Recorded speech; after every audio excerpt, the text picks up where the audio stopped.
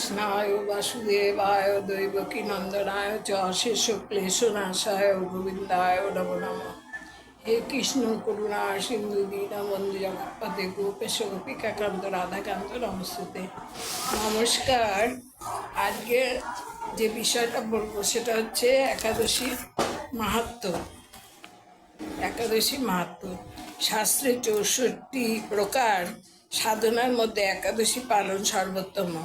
এই একাদশী তিথিকেই হরিবাসর বলা হয়। একাদশী তিথি সকলের অভীষ্ট প্রদানকারী। এই ব্রত পালন করলে সব রকম পাপক্ষয় হয়।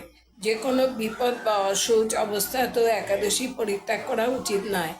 একাদশীতে যদি শ্রাদ্ধ পড়ে যায় তাহলে সেদিন শ্রাদ্ধ না করে দ্বাদশীতে শ্রাদ্ধ করা উচিত।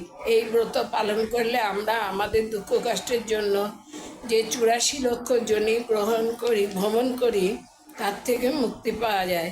একাদশী পালনে শনিদেবও তুষ্ট হন। যদি কোনো ব্যক্তি একাদশীর দিন হরিকথা বা ভগবত পাঠ শ্রবণ করেন তাহলে তিনি মৃত্যুর পর স্বর্গবাস করেন। কথিত আছে একাদশীতে শস্য দানার মধ্যে পাপ অবস্থান করে। যদি কোনো ব্যক্তি নির্জলা না করতে পারেন তবে তিনি জল, দুধ, ফল, এমনকি আলু, পেঁপে, কলা, ঘি, বাদাম, সূর্যমুখী তেল দিয়ে রান্না করে প্রসাদ হিসাবে পেতে পারেন। দশমী খেতে পারেন আর কি। দশমী তিথি ছাড়া থেকে দ্বাদশী তিথি লাগা পর্যন্ত একাদশী পালন করা উচিত। একাদশী পালন বা উপবাসের অর্থ হলো উপমানের নিকটে বা শর্তে অবস্থান, অর্থাৎ নিকটে অবস্থান করা। একাদশীতে গায়ে তেল সাবান মাখা উচিত নয়। পরনিন্দা, পরচর্চা, মিথ্যা কথা বলা উচিত নয়। ক্ষৌরকর্ম করা নিষিদ্ধ। একাদশী শুদ্ধভাবে করলে ধর্ম, অর্থ, কাম, মোক্ষ ফলপ্রাপ্তি হয়।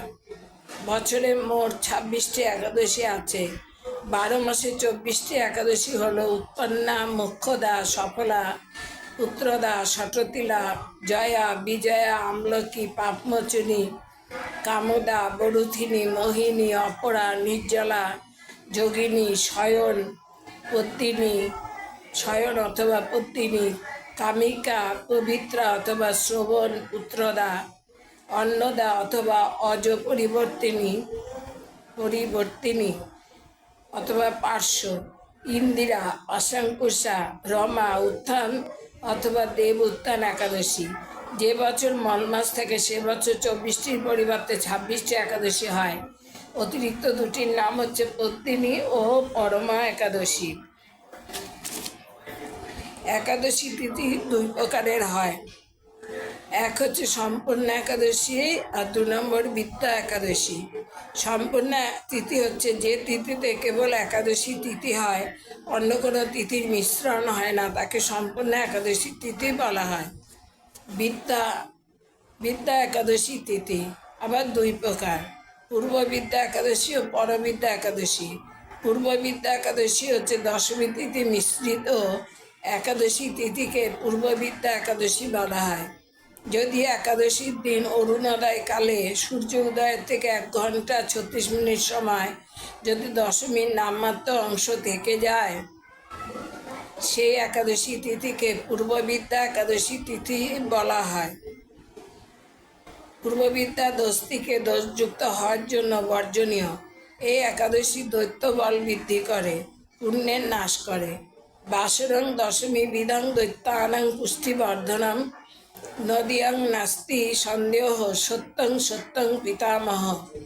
এটা পদ্মপুরাণ থেকে নেওয়া হয়েছে।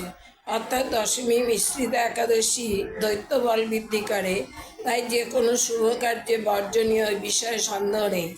পরবিদ্যা একাদশী দ্বাদশী মিশ্রিত একাদশী তিথিকে পরবিদ্যার একাদশী তিথি বলা হয়। দ্বাদশী মিশ্রিত গ্রাহ্য সর্বত্র একাদশী তিথি, অর্থাৎ দ্বাদশী মিশ্রিত একাদশী সর্বদাই গ্রহণযোগ্য তিথি।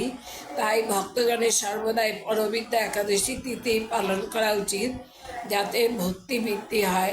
দশমী মিশ্রিত একাদশী তিথিতে পুণ্য ক্ষীণ হয়। আজ এই পর্যন্ত।